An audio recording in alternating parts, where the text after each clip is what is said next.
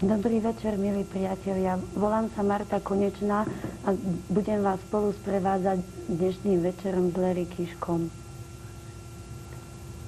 Good evening, ladies and gentlemen, and welcome back. This is our third program in The Voice of Slovakia. Tento rok je významný tým, že si v ňom spomíname výročie narodenia doktora Tisu, taktiež jeho smrť. Pripomíname si tragickú smrť generála Štefánika a samozrejme 14. marec zrod slovenského štátu.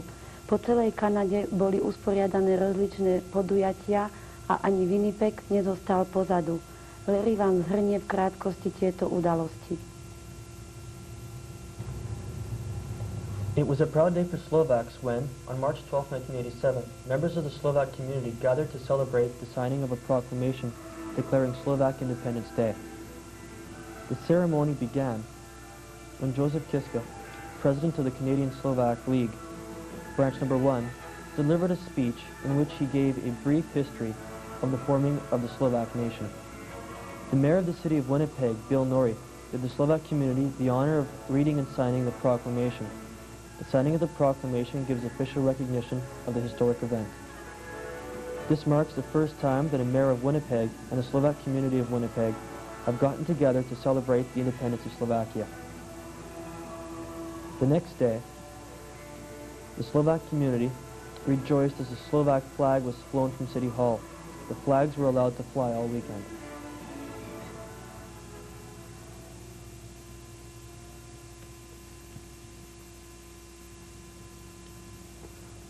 On April 11th, we all gathered again to pay tribute to the deaths of Dr. Tiso and General Stefanik, and to celebrate March 14th, the day of Slovak independence. The gathering on the 11th started with a Mass. The Mass took place at the Church of Visitation of Our Lady Slovak Church. Celebrant of the Mass was the Slovak community's own Monsignor John Rechem, who knew Dr. Tiso personally.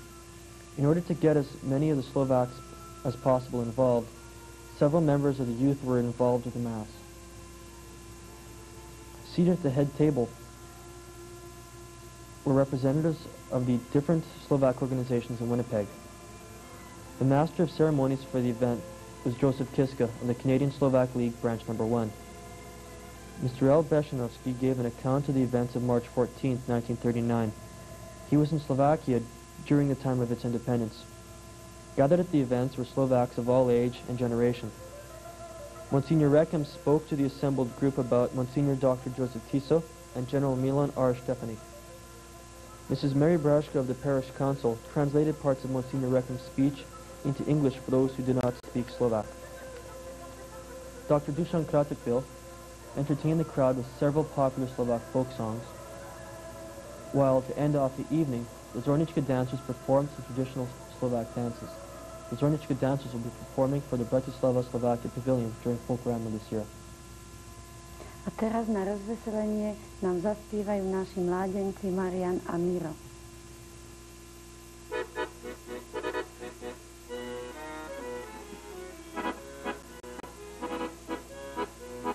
Zahrad vočke pod okienkom, tam je lavička. Na nej sedí uplakaná bledá Anička. Má viac chlapca, čo ma miluje, ale mi ho osud nepraje. Márne volám, márne kričím, prečo ma nechce. Má viac chlapca, čo ma miluje, ale mi ho osud nepraje. Márne volám, márne kričím, prečo ma nechce.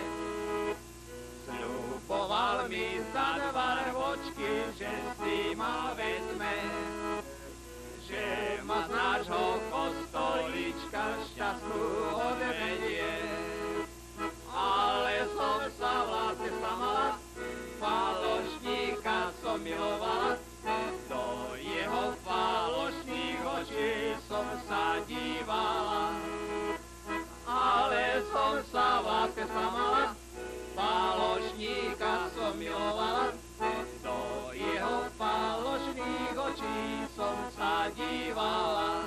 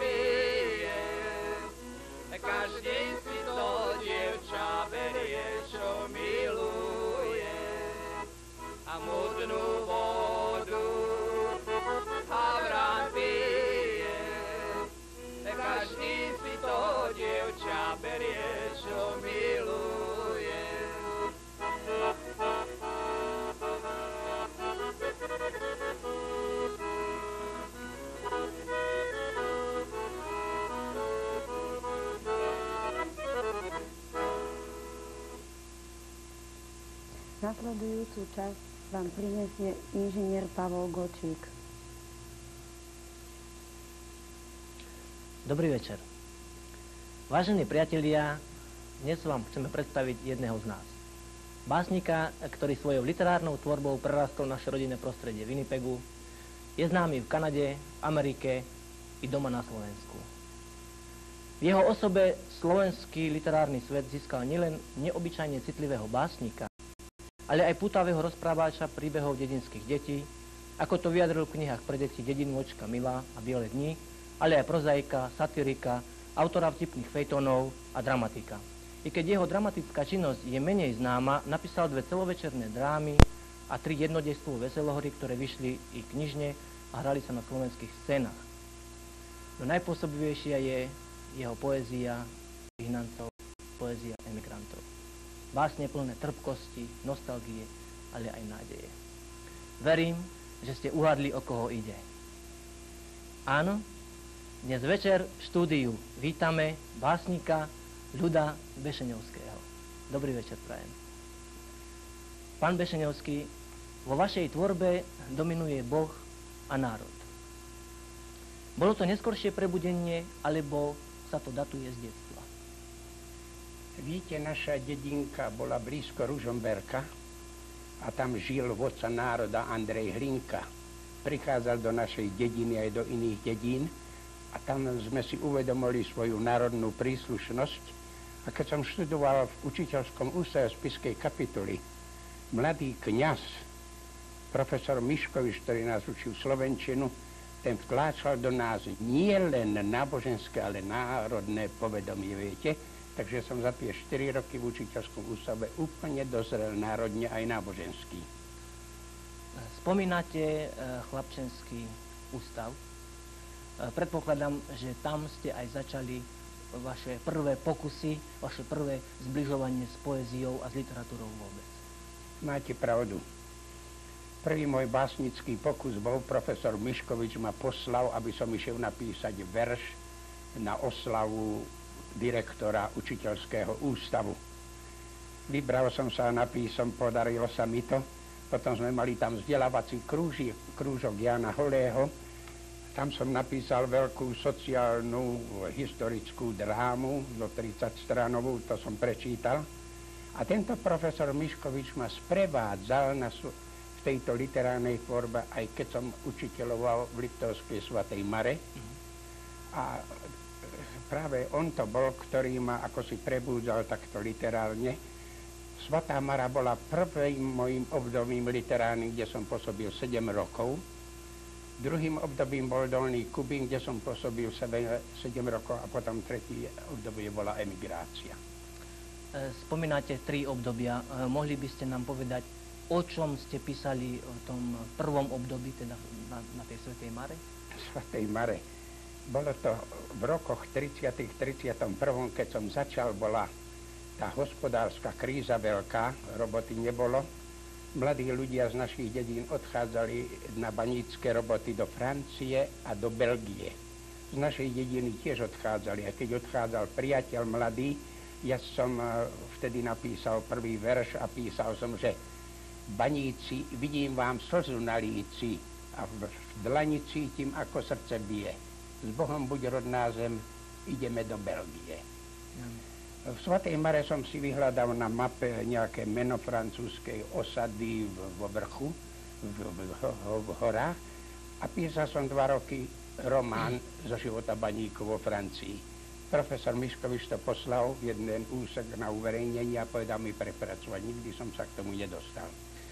Priateľ môj zasa ma navrhol, že by som napísal drámu, lebo Hlinka mal 70 rokov. Som si sadnul a napísal som 4-hodinovú drámu, dáva jej názov Zlomená pesť.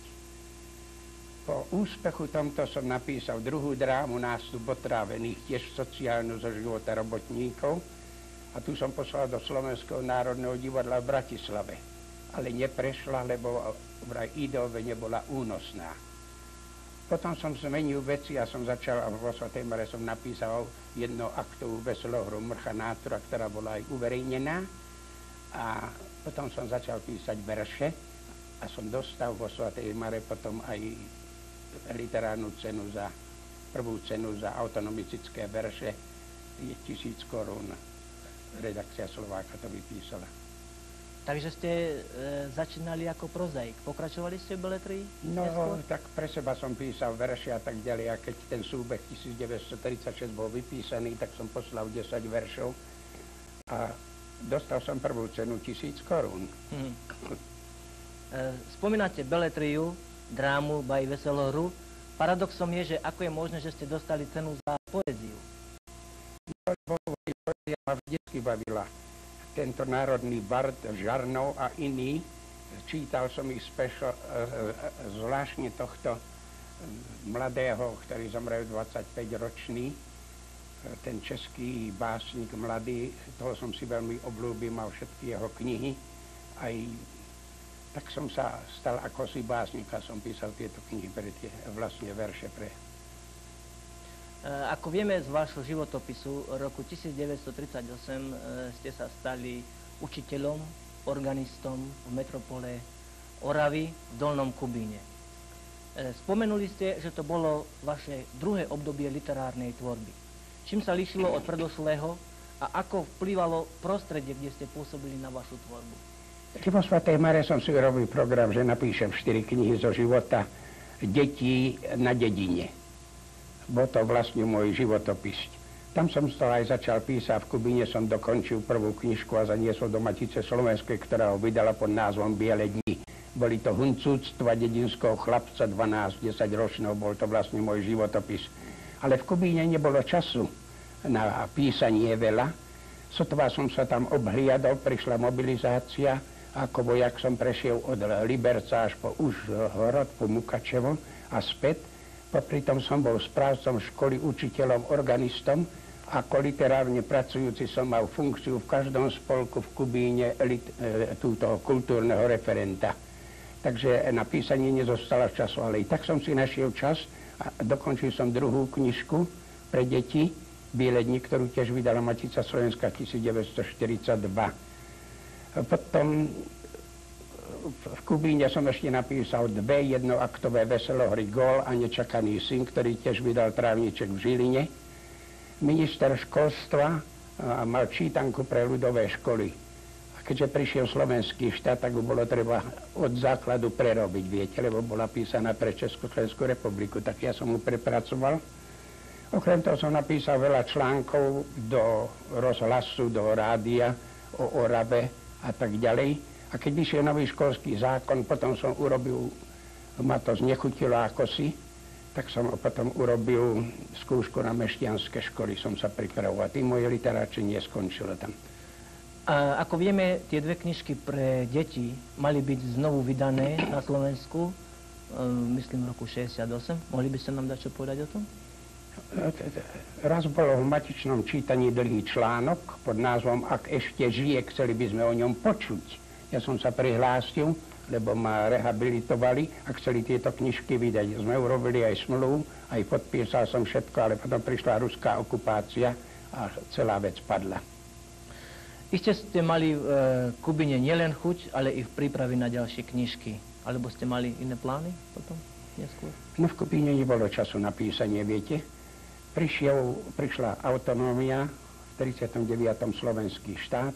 Ja a nový kňaz Trstenský, my sme boli veľmi orientovaní za Hlinko a keď sme prišli do Kubína, tak všetka ťarcha práce padla na nás. Tak sme my vlastne pracovali a nebolo času na písanie na veci tieto. Z povedaného je vidieť, že ste sa na Slovensku venovali viac próze ako poézii. Kým v emigrácii ste definitívne zakotvili v poézii, pravda? Vyše 3,5 roka ste žili v Rakúsku. Napísali ste tam niečo? V Rakúsku na dlhšie práce sa človek neodvážil, tak to boli len verše, ktoré som tam písal a tie boli najťažšie, viete, lebo to, čo sme prežívali po vojne a Slovensko, čo prežívalo, to bolo všetko o mojich veršoch vyjadrené. A keď som prišiel potom do Kanady, tieto verše som vydal pod názvom Batvoštega Soza a druhé z Kanady zasa Hlas krvily. Isté je to veľké uznanie, že tu v emigrácii, kde sa zriedka kedy vydá nejaká slovenská kniha a už vôbec nie zbierka poézie. Zaujímavé je to, že vaše verše našli obetavých mecenov a že sa našlo vydavateľstvo, ktoré vašu zbierku vydalo pod názvom V putách rodnej zeme. Môžete nám povedať niečo o tom? Som bol veľmi prekvapený, keď ma požiadali Slovensko-kultúrny spolok Michigan v Detroite, že chcú vydať zbierku mojich veršov. Som bol veľmi nadšený týmto a som s tým samozrejme súhlasil a za veľkých obetí sa im to podarilo. Knižka vyšla a veľmi reprezentačná a som veľmi tým nadšený, že sa našli mecéni, ktorí túto poéziu dali dokopy a sa zachová aj na ďalšie časy. Pán Bešeňovský, ja vám veľmi pekne ďakujem za náš dnešný rozhovor, že ste prišli sem do štúdia. A ako poslednú otázku pre vás mám, máte nejaký odkaz pre nás, mladú generáciu, pre vašich rovesníkov? Vy viete, aký je ťažký život tu na emigrácii, ako sa ťažko treba prebíjať, ako náš slovenský život umiera a sa bojíme, že o niekoľko rokov slovenského života tu na zahraničí nebude, viete? Tak len toľko hádam, čo som napísal v jednom svojom verši na konci, že dlhá je cesta, dlhšie tiene, v tmách nám svieti iba viera. I keď vysychajú pramene, stavajte oltár premenenia a dokiaľ jeden ešte tu je, procesia nech pokračuje do vzkriesenia. Ďakujem vám veľmi pekne, pán Bešeňovský, za rozhovor. Summer is almost here, and with summer comes Folklorama.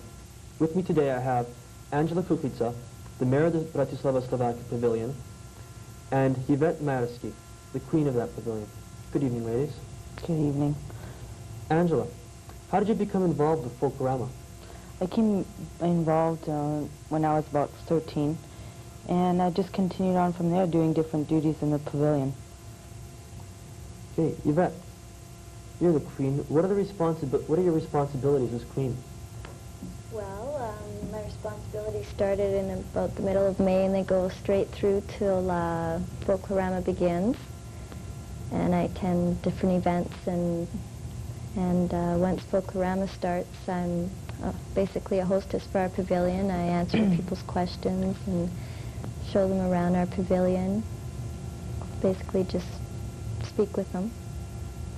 Okay, and Angela, what are your duties as the mayor? Well, I'm sort of like an ambassador for our country in our pavilion, and I welcome all the guests, and I show them around, and I answer any questions that they have.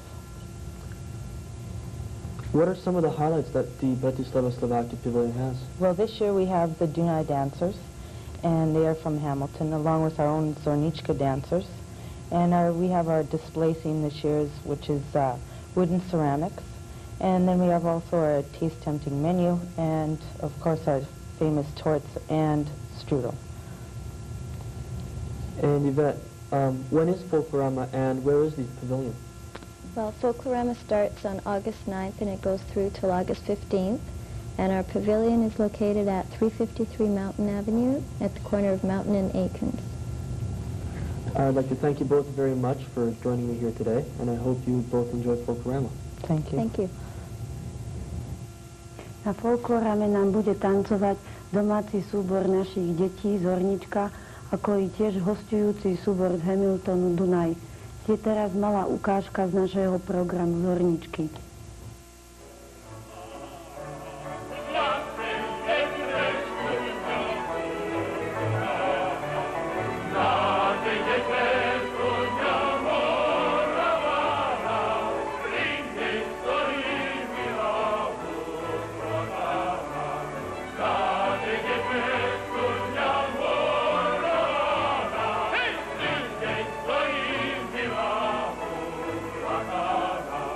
Oj,